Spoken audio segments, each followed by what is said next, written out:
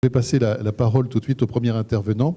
Je tiens à préciser pour les personnes parmi vous qui ne seraient pas habituées au colloque que je vais avoir un rôle extrêmement désagréable pour tout le monde, c'est-à-dire que je vais rappeler chaque intervenant à ses obligations en lui demandant de tenir le temps de parole qui lui a été attribué.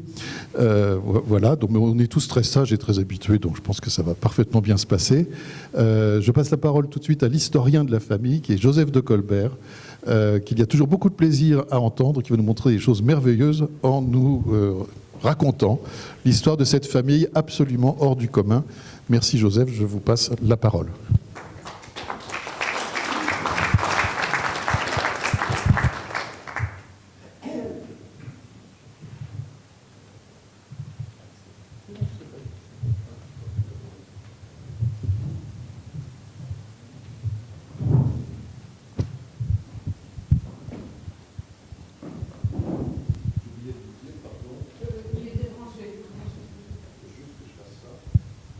Juste une chose, n'oubliez pas de rallumer vos téléphones à la fin de cette matinée. Merci.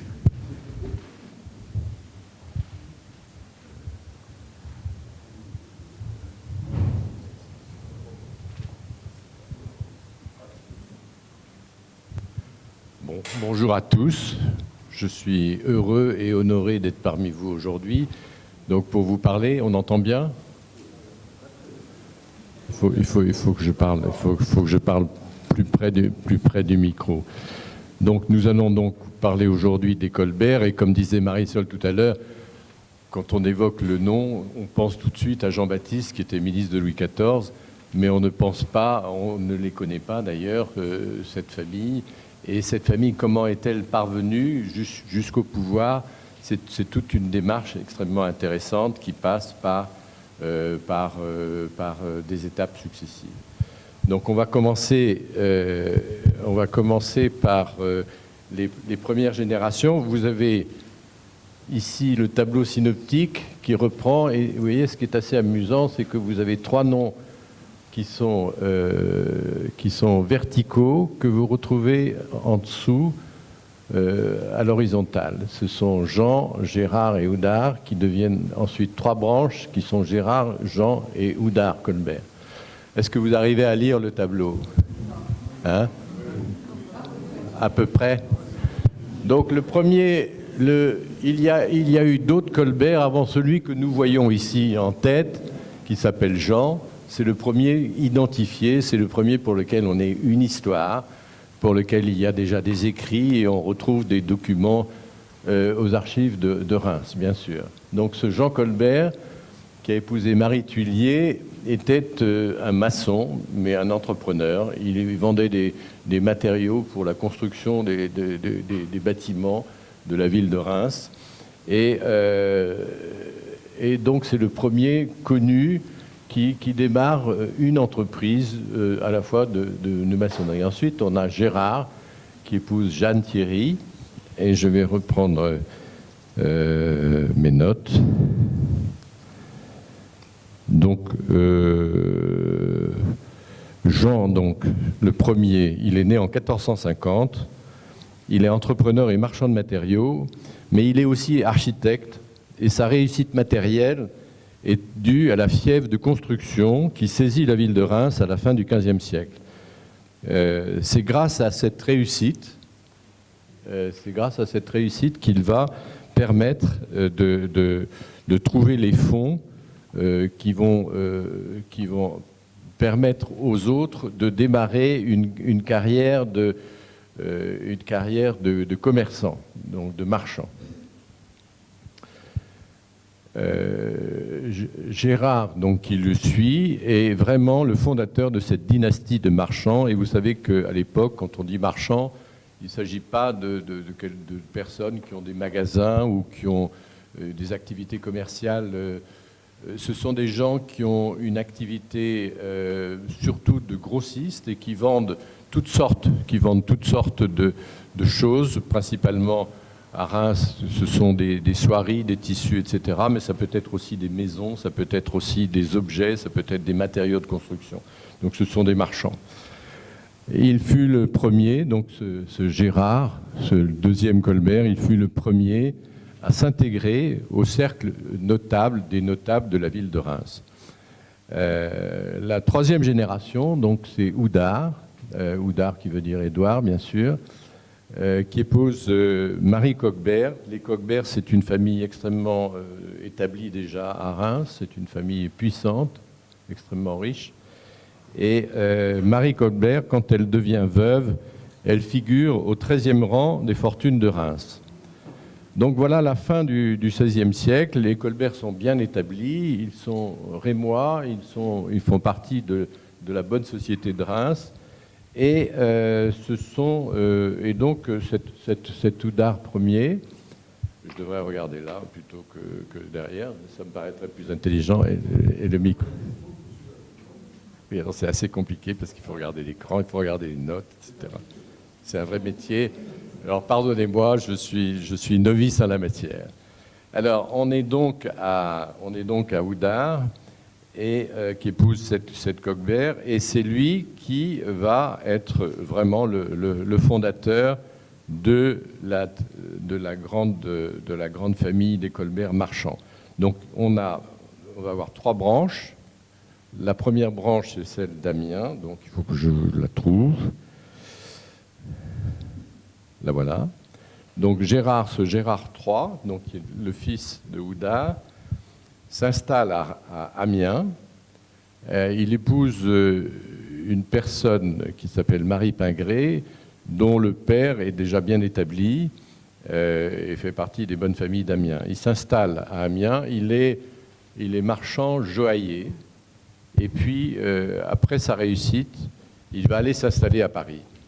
Il a plusieurs enfants, dont un qui s'appelle Gérard, qui épouse Catherine Paula-Lyon. Et là, on commence à avoir un contact avec les familles italiennes avec lesquelles les Colbert ont été extrêmement étroits et ont eu beaucoup d'alliances.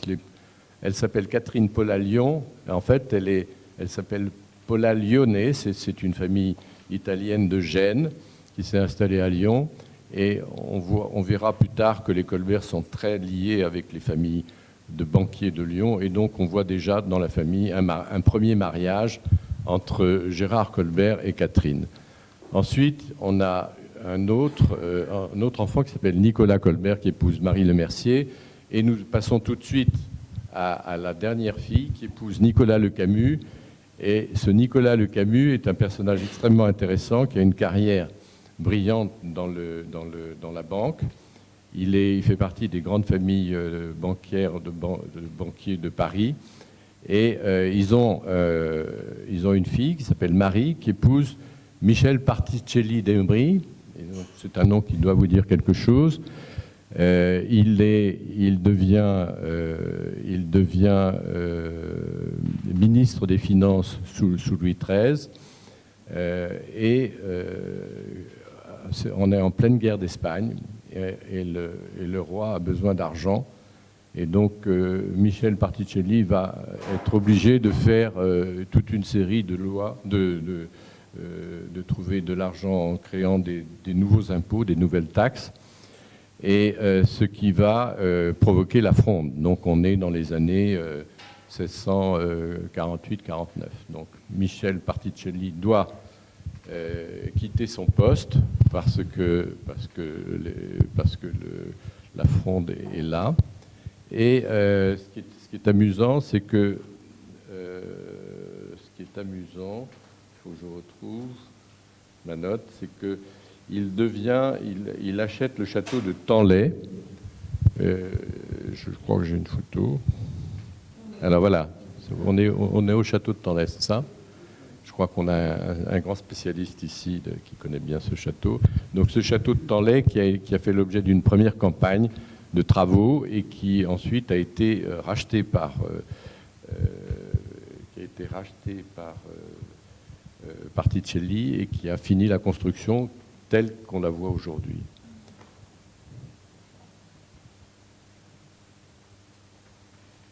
Voilà, dans cette famille, on retrouve aussi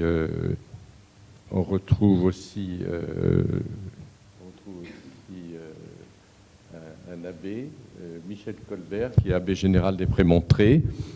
et qui a vécu dans l'abbaye de Mondet, en Normandie. Voilà, donc on continue après ce mariage Particelli.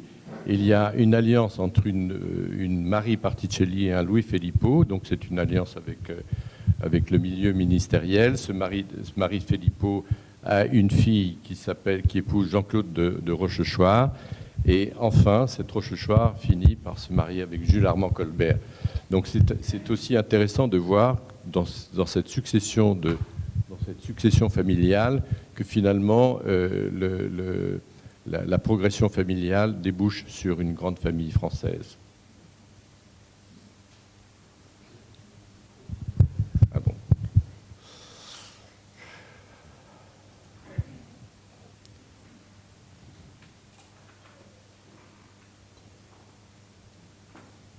Donc nous passons à une autre branche, c'est celle de Houdard-Colbert, dont on a vu tout à l'heure le tableau. Donc cet Houdard-Colbert est donc originaire de Reims, mais pour des raisons religieuses, il est plutôt du côté protestant, et à Reims, ce sont plutôt les catholiques qui dominent.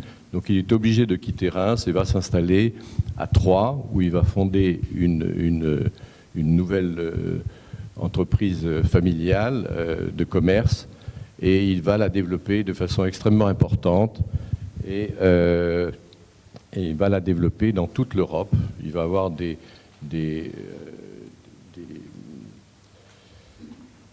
va avoir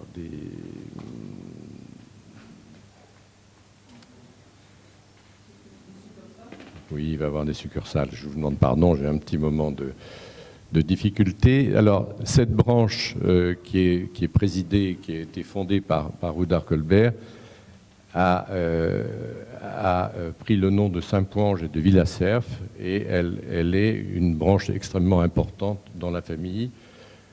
Houdard fut d'abord celui qui dirigea les affaires familiales à Reims, et sa position donc l'amène à quitter Reims pour s'installer. Et cette affaire va devenir une des plus importantes affaires commerciales, avec un réseau dans toute la France et des comptoirs à Anvers, Francfort, Florence, Gênes, Turin, Venise. Et à ce moment-là, il prend des participations dans les banques à Lyon, puisque cette époque-là est une période où les Italiens viennent s'installer de façon importante à Lyon. Et ces banquiers s'appellent Loumagna et Mascrani. C'est chez eux que Jean-Baptiste Colbert, à l'âge de 15 ans, il va faire un stage. Donc la famille, à ce stade-là, franchit une étape décisive lorsque le fils d'Houdard, Jean-Baptiste Colbert de Saint-Pouange, épouse en 1628 Claude Letellier, la sœur de Michel Letellier, qui à l'époque est donc secrétaire d'État à la guerre. Et cette alliance va être absolument déterminante, parce qu'elle va permettre au Colbert de Villacerf de parrainer la rentrée de Colbert au ministère de la guerre. Donc c'est à ce moment-là où Jean-Baptiste rentre au service de Michel Letellier, et quelque temps après va devenir l'intendant de Mazarin. Voilà, un des frères de ce Jean-Baptiste de Saint-Pouange, Nicolas Colbert, sieur de Turgis, épouse Madeleine Grasteau, et cette branche sera à l'origine de la branche des Colbert-Turgis et des Colbert du Canet, dont je descends, avec le mariage de Michel Colbert de Turgis en 1754 avec Françoise de Rascasse, fille unique du dernier marquis du Canet. Donc les Colbert reprennent le nom et le titre de marquis du Canet et s'installent définitivement en Provence. Juste un petit mot sur la famille de Rascasse. C'est une vieille famille de la noblesse provençale qui est alliée à un certain nombre d'autres familles comme les Forbin, comme les Vauvenargues, comme les Gaspari, comme les Glandves, etc. Et une petite anecdote amusante, c'est qu'un des membres de la famille, Henri de Rascal, seigneur du Cannet, avait épousé en 1640 Lucrèce de Forbin. Et à cause de sa beauté, elle fut courtisée par Louis de Bourbon-Vendôme, gouverneur de Provence, qui fera construire pour elle le pavillon Vendôme que vous connaissez tous à Aix-en-Provence. Louis XV va permettre par décret que Michel Colbert et sa descendance reprennent le titre de marquis du Cannet et en reconnaissance des services rendus par les deux familles, offrit en cadeau de mariage le clocher en fer forgé de l'église du Vieux-Cannet. Donc vous connaissez ces églises du Midi, donc vous avez tous vu ces très beaux fers forgés qui sont sur ces églises. Et le cadeau est quand même assez sympathique. Ainsi, cette branche qui donna des marins, dont certains participèrent à la guerre d'indépendance américaine, s'est installée durablement en Provence. L'autre frère, Oudard, qui épouse Anne Sevin, de ce mariage naîtra Marguerite Colbert, qui se mariera avec Vincent Hautemann, qui est une famille originaire d'Allemagne, et qui fut intendant des finances et conseiller d'État. Ses hautes fonctions dans l'administration, sa parenté avec le ministre, firent de lui un fidèle soutien de Jean-Baptiste Colbert. Mais revenons à Jean-Baptiste Colbert de Saint-Ponge, et qui a épousé Claude Le Tellier. Ils eurent un fils, Édouard Colbert, marquis de Villacerf, qui épousa en 1658 Geneviève Larcher. Famille toujours existante, je suis en relation avec un Larcher qui aujourd'hui est journaliste à la Croix. Édouard est un personnage important. Louis XIV l'appréciait personnellement et le nomma conseiller d'État. Il fut premier secrétaire au département de la guerre auprès de son cousin Germain Louvois, qui était ministre de la guerre. Et il fut nommé à la mort de celui-ci, en 1691, surintendant des bâtiments et arts et manufactures. Les superbes boiseries de son hôtel parisien sont aujourd'hui visibles au musée Carnavalet. Cet illustre personnage eut deux frères évêques. Le premier, Michel Colbert, fut évêque de Mâcon. Le second, Jean-Baptiste Michel Colbert, fut évêque de Montauban, puis archevêque de Toulouse. Je dois voir cette photo. Donc voilà, Colbert de Villacerf. Ça, c'est le château de Villacerf à côté de Troyes, qui a été construit juste en bordure de la Seine. Donc la Seine a été dérivée pour installer de l'eau tout autour du château. Je me suis rendu sur les lieux il y a quelque temps et il ne reste rien. Il a été détruit à la Révolution. Et pour que les révolutionnaires avaient tellement envie de supprimer le symbole qu'ils ont été creusés jusque dans les fondations. C'est-à-dire qu'aujourd'hui, on ne retrouve aucun vestige de ce château. Le dernier fils de Jean-Baptiste Colbert de Saint-Ponge et de Claude Le Tellier, Gilbert Colbert, marquis de Saint-Ponge, est à l'origine de la branche des Colbert-Chabanais qui donna 3 généraux d'Empire. Le premier, c'est Pierre David, épousa en 1834 Clémentine Perrotin et fut sans postérité. Le deuxième, Louis-Pierre Alphonse, se maria grâce à la complicité de Caroline Murat avec Isidore Pétier, fille de Claude Pétier, ministre de la guerre sous Napoléon. Le mariage eut lieu à Naples, où il était alors colonel aide-de-camp de Murat. Et c'est une histoire tout à fait étonnante parce que Pierre-Alphonse avait demandé la main d'Isidore à son père, qu'il avait refusé en disant qu'il ne voulait pas ce mariage. Et c'est vraiment grâce à Caroline Murat que ce mariage a pu avoir lieu. Le troisième fils est le plus fameux. Il s'appelle Auguste François-Marie Colbert. Il épousa Marie de Canclos, fille du général de Canclos. Le voilà. Et donc ce magnifique tableau se trouve ici. Il commandait la brigade de cavalerie de Ney lorsqu'il fut tué par un rifleman anglais à Calcabellos, près d'Astorga, en Espagne, le 3 janvier 1809. Napoléon-Joseph de Colbert-Chabanais, fils d'Auguste, épousa Angélique de Portes, la petite-fille du célèbre physicien Pierre-Simon de Laplace. Ils eurent 3 enfants. L'aîné, Marie, épousa Auguste de la Rochefoucauld. Le second, Pierre-Émile, marquis de Chabanais, épouse Françoise de Berchem. Et de ce mariage sont issus 4 enfants, dont Auguste marquis de Chabanais, qui épouse Marie de Tulle de Villefranche, qui furent les parents de Jeanne de Colbert, mariée à Géraud d'Aligny. Eux-mêmes parents de 6 enfants, dont Marisol de la Tour d'Auvergne, qui nous accueille aujourd'hui, avec sa fille Ariel et son mari Hervé. Le 3e fils, Louis, comte de Colbert-Laplace, sera autorisé par décret présidentiel à relever le nom de son arrière-grand-père, qui était le marquis de Laplace, le célèbre physicien. Revenons au Colbert de Reims.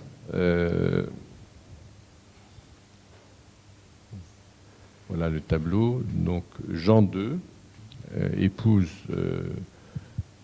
Marie Bachelier. Et les Bacheliers, comme les Colbert, sont des familles puissantes de Reims. Ils constitueront avec plusieurs familles, comme les Béchameil, comme les Marins, comme les Berryer et les Hautemann, le noyau dur du clan Colbert sur lequel le ministre s'appuiera tout au long de sa carrière. Son fils Jean épousera Marie de Binicourt et le poète Bossonnet composa en leur honneur le Philomène rémois, chant pastoral qui célébrait leur mariage. Jean et Marie de Binicourt ont un fils, Charles Colbert du Théron, qui fut intendant des armées navales du Ponant, et il sera chargé par le ministre de créer ex nihilo l'arsenal qui devint le plus vaste du royaume, l'arsenal ainsi que le port, la corderie et la ville de Rochefort. Michel Bégon, cousin de Marie Charon, épouse du ministre, inventeur du bégonia, prit la suite de Charles Colbert du Théron comme intendant de la marine à Rochefort.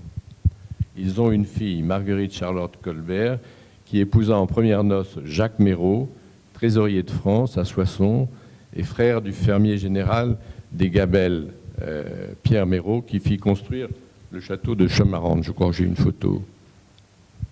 Voilà, le château de Chamarande, qui aujourd'hui appartient au conseil départemental de l'Essonne et qui est le siège des archives départementales. Devenue veuve, elle se remarie avec Denis Marin, qui est un autre grand financier, dont il y a une descendance aujourd'hui par une famille qui s'appelle les Marins de Montmarin. Et l'autre fils de Jean Colbert, Nicolas Colbert, sieur de Vandières, est l'époux de Marie Pussort, son beau-frère, Henri Pussort, le voilà. Non, ça c'est Marin, pardon. Voilà Pussort. Et ce Pussort est un personnage intéressant. Il prit une large part dans la rédaction des ordonnances civiles d'avril 1667 et de l'ordonnance de procédure criminelle de 1670. Je rappelle en passant que le siècle de Louis XIV, à l'initiative de Jean-Baptiste Colbert, fut un siècle de réformes qui se sont appelées et qui ont pris le nom d'ordonnances, dont bon nombre de textes sont encore d'actualité dans notre législation. On parle beaucoup du Code Napoléon, mais le Code Napoléon a été rebâti entièrement à partir des textes d'ordonnances de l'époque de Louis XIV. Alors, Jean de Colbert, appelé Vandières, donc le père du ministre, ne fut pas très heureux en affaires. Il quitta Reims pour Paris, où il acquiert de Pierre Méraud, encore une famille qui a été alliée des Colbert, l'office de receveur et payeur des rentes de la ville de Paris. Ils eurent 15 enfants, dont le ministre, qui épouse en 1648 Marie Charon, qui lui apporte, en pleine crise, puisque la période était difficile, une dot de 100 000 livres, ce qui est une somme absolument considérable, et le fait entrer par alliance dans le milieu des contrôleurs et des trésoriers de l'extraordinaire des guerres. Et le frère de Marie Charon va, quelque temps après, faire construire le château de Ménard. Voilà le ministre. Et voilà le château de Ménard, donc construit par le frère de la femme du ministre.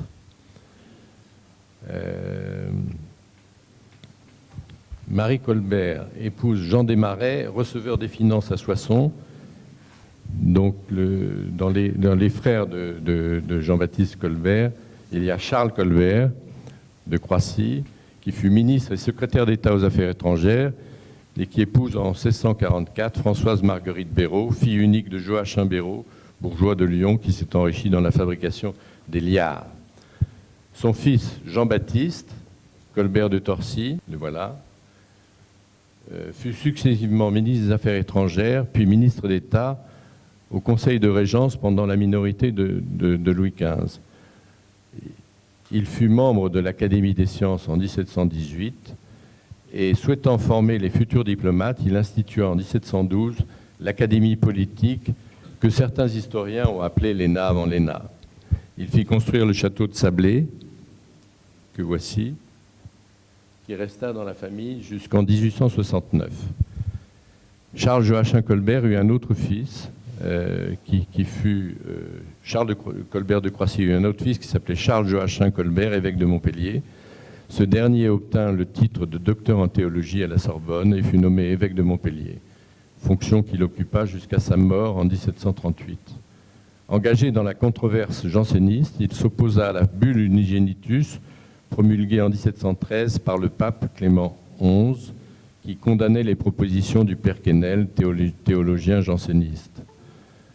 Un autre fils, donc de Nicolas de Vandières, fut Édouard Colbert de Molévrier, que voici,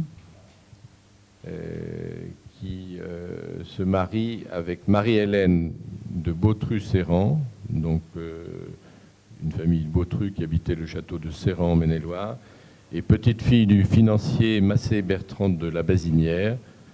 Ce Guillaume de Bautru, qui était propriétaire d'un hôtel construit par son père, le vendit à Jean-Baptiste Colbert et qui devint l'hôtel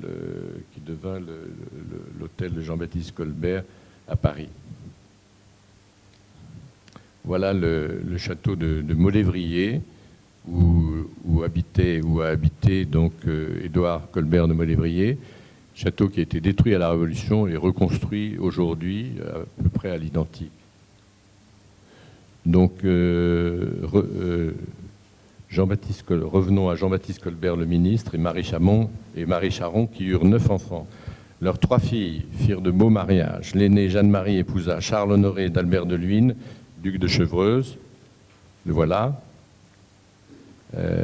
Élevé à Port-Royal, c'est vraisemblablement à lui que Blaise Pascal s'adresse dans 3 discours sur la condition des grands, et Jean Racine lui dédie en 1670 sa pièce Britannicus.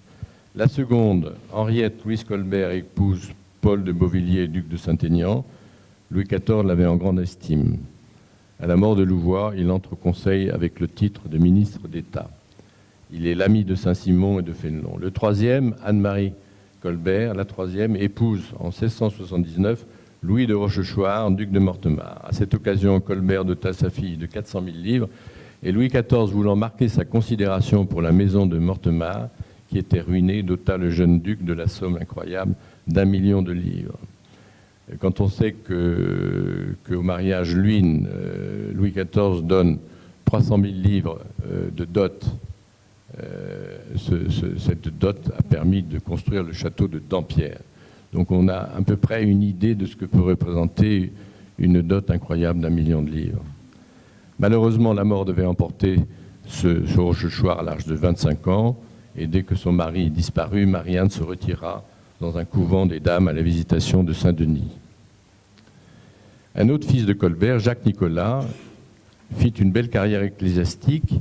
Il eut pour précepteur le père de la Colombière, qui fut aussi confesseur de Sainte Marguerite Marie à la Coque à Paray-le-Monial. Et il devint docteur en théologie en 1667.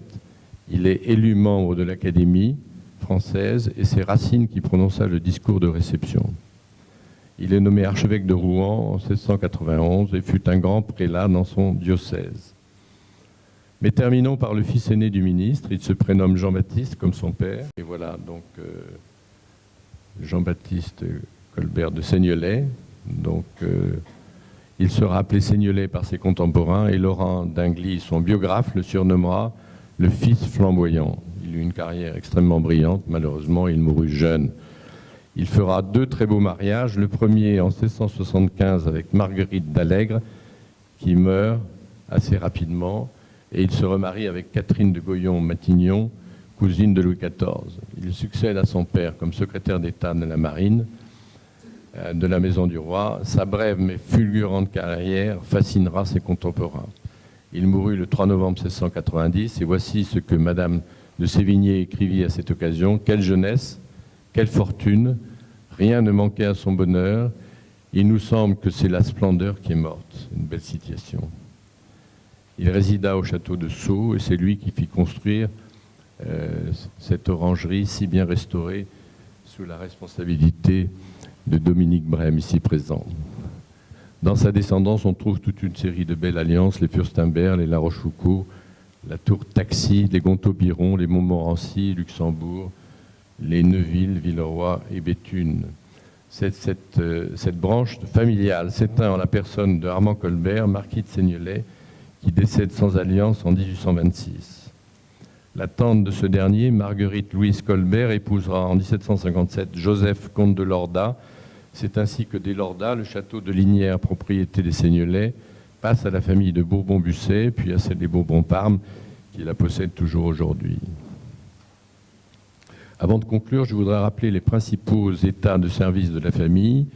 Donc, il y a eu 4 ministres, un sous-secrétaire d'État au ministère de la Guerre, 6 membres du Parlement, 4 députés, 5 conseillers d'État, 16 lieutenants généraux, 16 maréchaux des camps, 3 chefs d'escadre ou contre-amiraux, un général des galères, 3 généraux d'Empire, 4 surintendants généraux, 2 surintendants des bâtiments, arts et manufactures, un grand maître des cérémonies, 6 ambassadeurs ou ministres plénipotentiaires, 7 colonels propriétaires de régiments, 12 colonels de régiments, 10 capitaines de compagnie, 2 membres de l'Académie française, 1 de l'Académie des sciences, 35 membres du clergé, dont 2 archevêques, 4 évêques, 1 abbé général, 5 abbesses, 14 religieuses, dont une aujourd'hui, petite sœur de Bethléem, fondatrice de son ordre en Amérique du Sud.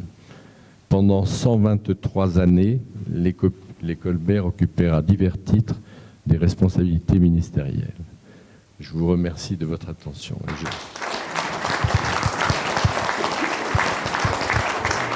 Je ne crois pas que je mérite ces applaudissements.